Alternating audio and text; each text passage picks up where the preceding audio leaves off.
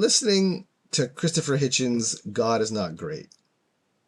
For those who don't know him, he's one of the group that thought of as the new atheists, along with, let's say, Richard Dawkins and Sam Harris. And I've only read the first 2 chapters thus far, and his thesis is provocative and very, very relevant to discussing prisma and synergistic religion.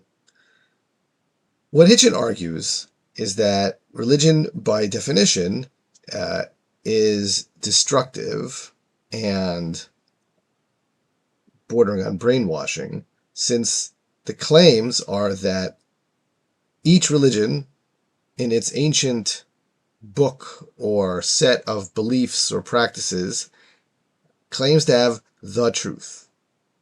And since the absurdity of some ancient set of beliefs or rules or writings could have the monopoly on truth, they have to respond aggressively to other beliefs that are competing with them, including things that we would not necessarily call a belief in the same way, but scientific process or evidence. Right? So his point is that religions need to artificially pump themselves up in order to defend the weakness of their claim, and will see other claims as, by definition, threatening.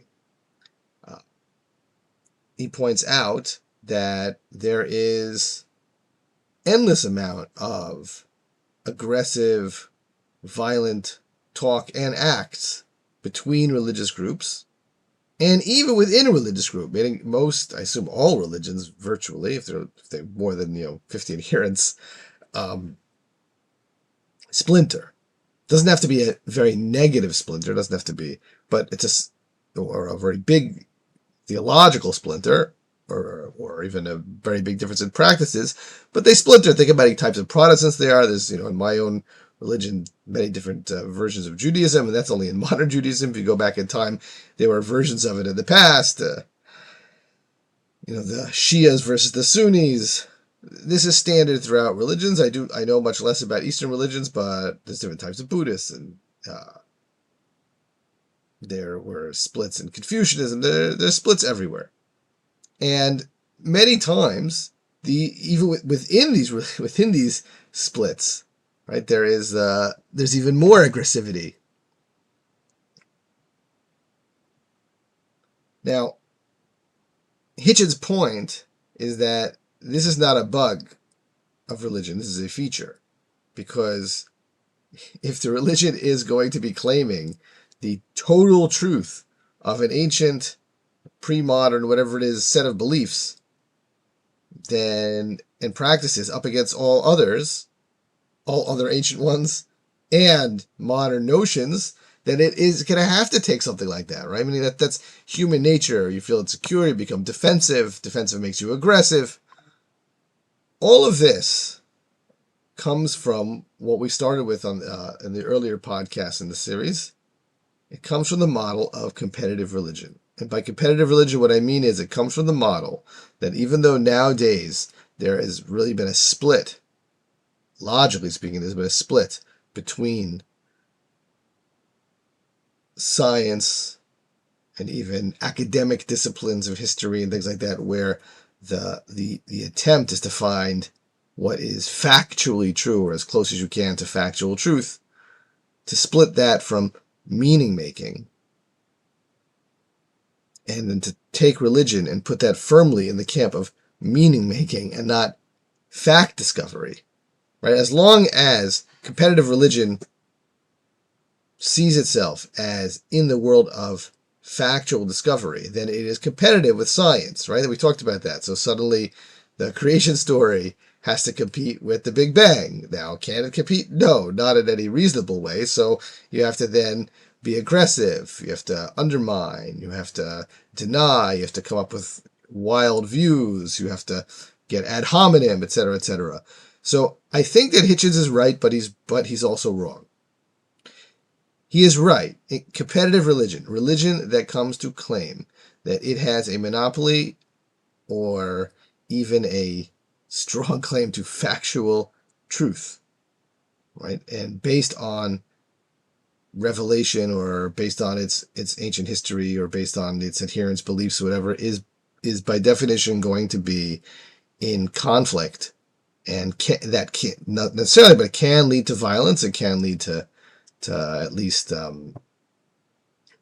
emotional or social negativity towards other groups. That is a feature of competitive religion. But what I'm saying is, religion, in my view, is entering, has entered, should be entering, whichever one you want of those, a new age in which it finds itself firmly in the question of meaning making, meaning that its practices, its texts, its teachings are not about factual history or factual science, factual anything. They are about how humans think of themselves, how we situate ourselves in this world, what we're looking to accomplish, and it uses language of mythology and ritual and culture in order to do that. What now? That doesn't mean that Hitchens has to come and accept that he finds anything beneficial or meaningful in synergistic religion, though I will argue as we go on that there is quite a lot there, and there's a certain blindness among those who oppose it to the benefits of religion, which others like Alain de Botton and Sasha Sagan, that we'll talk about later, are beginning to see have a great benefit, even for people who are not classically believers. But I think at least we can say that with synergistic religion, we avoid the problem that Hitchens is talking about. It is not a necessary feature. It's in fact anathema to synergistic religion to feel and present themselves as a competitive claim to science or other religions for factual truth. So in that way, I feel like Hitchens is both right that this is a feature of competitive religion, but that religion need not be in that rubric anymore, and we have to be thinking of religion synergistically as something that can work together with other religions, or even on its own without competing with others. It is not trying to compete with science or history or any other discipline that is looking for facticity. Those are two different human projects, two very important human projects, and we are going to be talking about synergistic religion. That is the project that I think has great importance and can overcome many of these bad features of religion that Hitchens was talking about.